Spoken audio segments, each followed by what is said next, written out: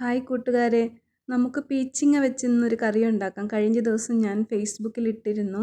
ഇതിൻ്റെ പേരെനിക്ക് സത്യത്തിൽ അറിയത്തില്ലായിരുന്നു. ഇത് കണ്ടു കഴിഞ്ഞപ്പം ഇതൊന്ന് കറി വെച്ച് നോക്കിയാലോ എന്ന് വിചാരിച്ചു. ഞാൻ അവിടെയുള്ള കടയിലുള്ള ചേട്ടനോട് ചോദിച്ചപ്പോൾ അവരൊരു പേര് പറഞ്ഞു. പക്ഷെ അവരുടെ ഭാഷയിലുള്ള പേരാണ് അവർ പറഞ്ഞു. പക്ഷെ നമുക്കറിയില്ലല്ലോ ഇതെന്താണെന്ന് അറിയില്ല. അപ്പം ഞാൻ ഫേസ്ബുക്കിലിട്ടപ്പം എനിക്കതിൻ്റെ പേര് കിട്ടി, പീച്ചിങ്ങ. പീച്ചിങ്ങ ഇത് വേറൊരു ടൈപ്പിൽ പീച്ചിങ്ങ ഞാൻ കണ്ടിട്ടുണ്ട്. ഇതുപോലത്തെ ആദ്യമായിട്ടാണ് കാണുന്നത്. അത് അരിഞ്ഞ് അതിൻ്റെ പുറത്തെ തൊലിയൊക്കെ കളയണമെന്ന് അറിയില്ല. ഞാൻ എന്തായാലും കളഞ്ഞിട്ടാണ് അത് ഉണ്ടാക്കുന്നത്. ഇച്ചിരി പരിപ്പൊക്കെ ഇട്ട് അത് കറി വയ്ക്കാമെന്ന് വിചാരിച്ചു. അതിൻ്റെ അകത്ത് കുറച്ച് ഉപ്പും പിന്നെ മഞ്ഞൾപ്പൊടിയൊക്കെ ഇട്ട് കുക്കറിലിട്ട് 4 അടിയൊക്കെ അടിച്ച് അത് വേവിച്ചു.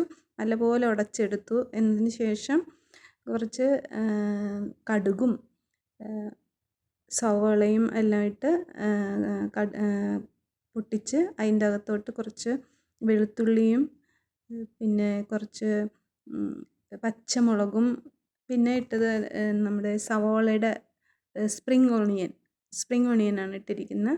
അതെല്ലാം കൂടി ഇട്ട് വഴറ്റിയതിന് ശേഷം അതിനകത്ത് കുറച്ച് ഉണങ്ങിയ ഒരു വേപ്പിലയാണ്, പച്ചവേപ്പില ഇട്ടാൽ നല്ല സ്മെല്ലുണ്ടാവും, നല്ല ടേസ്റ്റ് ഉണ്ട്. എനിക്കിപ്പം അത് അവൈലബിൾ അല്ല, എൻ്റെ കയ്യിൽ ഒരുപാട് ഇരിക്കുന്നതുകൊണ്ടാണ് ഞാൻ ഉണങ്ങിയ വേപ്പില ഇടുന്നത്. അതിൻ്റെ അകത്തോട്ട് നല്ല ഉടഞ്ഞ ഈ പീച്ചിങ്ങ പരിപ്പും കൂടെ വേവിച്ചതിട്ട് അതിൻ്റെ അകത്തോട്ട് കുറച്ച് മല്ലിച്ചപ്പ്, മല്ലിയില ഞാൻ ഇതുപോലെ ഉണക്കി നല്ല പൊടി പോലെ ആക്കി വെച്ചിട്ടുണ്ട്. അത് എടുത്ത് അതും ഇട്ട് നല്ല ടേസ്റ്റാണിത്. ഇതിനകത്ത് തക്കാളി ചേർത്തിട്ടുണ്ട്, ഇച്ചിരി പുളിയൊക്കെ കിട്ടാൻ വേണ്ടിയിട്ട്. നമുക്ക് സാധാ വാളംപുളി വേണമെങ്കിൽ പിഴിഞ്ഞൊഴിക്കാം. എനിക്കിഷ്ടം തക്കാളിയാണ്, അതുകൊണ്ടാണ് ഞാൻ തക്കാളി ഇട്ടിരിക്കുന്നത്. പിന്നെ അതിൻ്റെ അകത്ത് കുറച്ച് മല്ലിപ്പൊടി നല്ല കൊഴുപ്പ് കിട്ടാനും കുറച്ച് ജീരകത്തിൻ്റെ പൊടിയും കൂടി ഇട്ടിട്ടുണ്ട്. നല്ല ടേസ്റ്റാണ്.